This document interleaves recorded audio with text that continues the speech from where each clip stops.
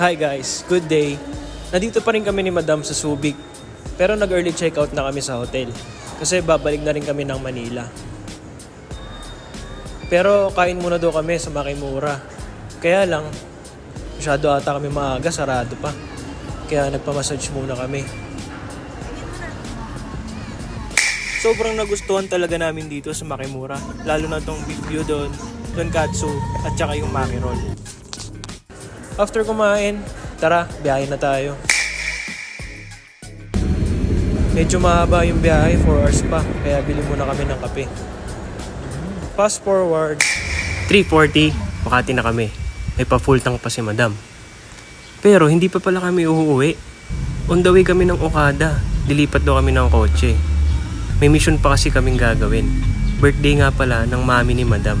At may dinner daw mamaya. Pero gusto niya muna daw mag-share ng blessings niya. Kaya naman namigay kami ng juice at saka ng mga biskwit sa may bandang Makati lang. Grabe guys, unang stopover pa lang, ubos na agad yung pamimigay namin. Kaya maaga rin kami natapos. Kaya naman, sabi ni Mami, ipasyal na lang yung mga bata.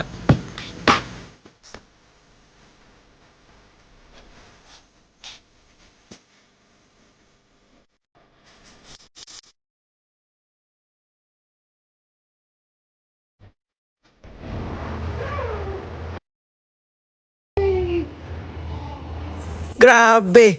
Sobrang nag-enjoy ako dito, Mamila. Thank you po. Happy birthday!